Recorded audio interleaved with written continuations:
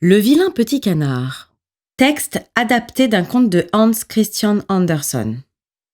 Cette histoire se déroule il y a bien longtemps, au printemps, dans la ferme d'un charmant petit village.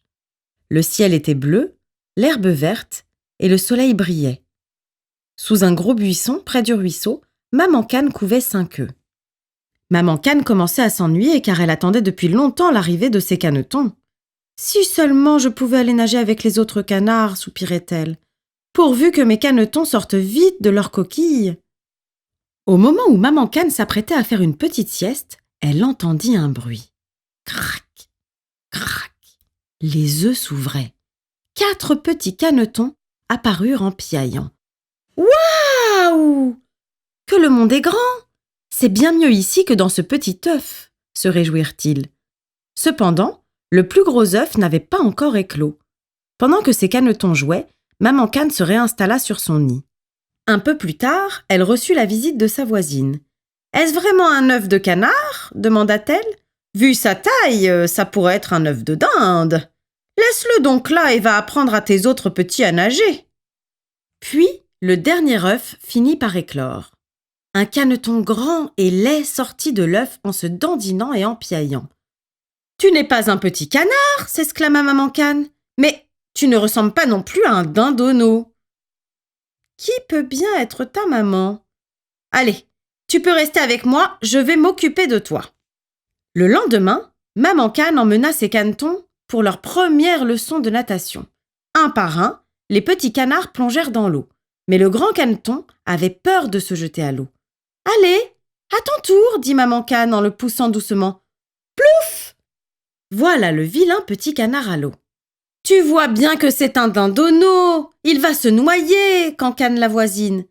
Mais une fois à la surface de l'eau, l'étrange caneton se mit à nager joyeusement. Les petits canards l'applaudirent. « Regardez comme il nage bien !» s'écria Maman Cane. « Ce n'est pas grave s'il n'est pas beau, c'est mon adorable vilain petit canard. » Les canetons grandissaient chaque jour un peu plus. Ils apprenaient à cancaner, à se dandiner, à plonger et à nager comme des canards. Cependant, les autres animaux de la ferme se moquaient du vilain petit canard. Ils criaient « Que tu es grand et laid! Attention, le chat va t'attraper !» Pendant que Maman Cane rendait visite à la voisine, les autres animaux venaient embêter le vilain petit canard. Les poules le piquaient, les chèvres le mordaient et les cochons le bousculaient. « Je ne peux pas rester ici !» se dit tristement le vilain petit canard. Alors, il s'en alla. Après des heures de marche, le vilain petit canard arriva près d'un grand étang. Épuisé, il s'endormit là.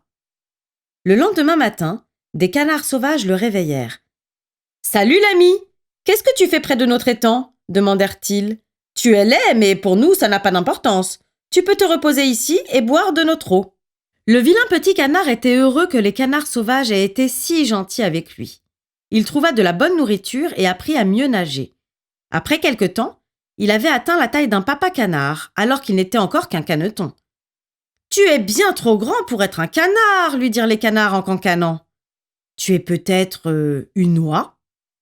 De l'autre côté de l'étang vivaient 2 oies sauvages. Elles se montrèrent très gentilles avec le vilain petit canard. « Veux-tu venir avec nous au grand lac ? Ce n'est pas très loin, dirent-elles. Beaucoup d'oiseaux aquatiques vivent là-bas. Peut-être que nous trouverons ta maman. » Les 3 amis se préparèrent pour le voyage.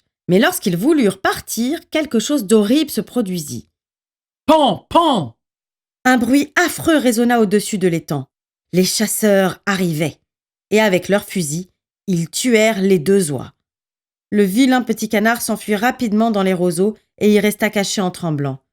Ce n'est qu'une fois le soir venu et les chasseurs partis que le vilain petit canard osa sortir de sa cachette. Il pleurait doucement en nageant. Les 2 gentilles oies étaient mortes. Que faire à présent ? « Je ne peux pas rester parmi les canards sauvages. Ils sont très gentils avec moi, mais je ne suis pas un canard, » se dit-il.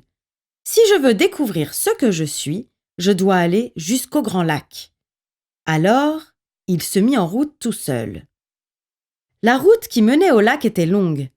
Par 2 fois, le vilain petit canard faillit se perdre.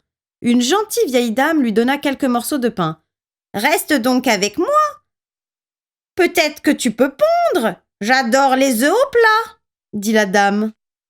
Mais le vilain petit canard était un garçon, et les oiseaux mâles ne pondent pas. Après 2 semaines, la vieille dame n'avait toujours pas trouvé un seul œuf, alors elle chassa le vilain petit canard. L'automne était arrivé et il faisait froid. Un soir, au coucher du soleil, un groupe de grands oiseaux s'envola des buissons. Ils étaient d'un blanc éclatant et avaient un long cou, des yeux noirs et un superbe bec orange. C'étaient des cygnes. « J'aimerais tant voler avec eux !» s'écria le vilain petit canard, mais ses ailes étaient bien trop petites. Après un long voyage, le vilain petit canard arriva au Grand Lac. Il passa tout l'hiver à grelotter entre les roseaux. Tous les jours, il devait nager énergiquement pour que l'eau en dessous de lui ne gèle pas, ce qui le rendit grand et fort. Quand le printemps arriva et que le soleil le réchauffa agréablement, le vilain petit canard ouvrit grand ses ailes. Elles étaient devenues bien plus puissantes. Il pouvait enfin voler. Quelques enfants jouaient près de l'eau. « Regardez, un nouveau cygne vient d'arriver !» crièrent-ils. « Quel oiseau magnifique !» Le vilain petit canard s'éloigna rapidement. « Ce beau cygne va me chasser parce que je suis laid !» pensa-t-il en baissant tristement la tête. Mais que vit le vilain petit canard lorsqu'il regarda son reflet dans l'eau ? Il n'était plus un laid caneton. Il était devenu un superbe cygne.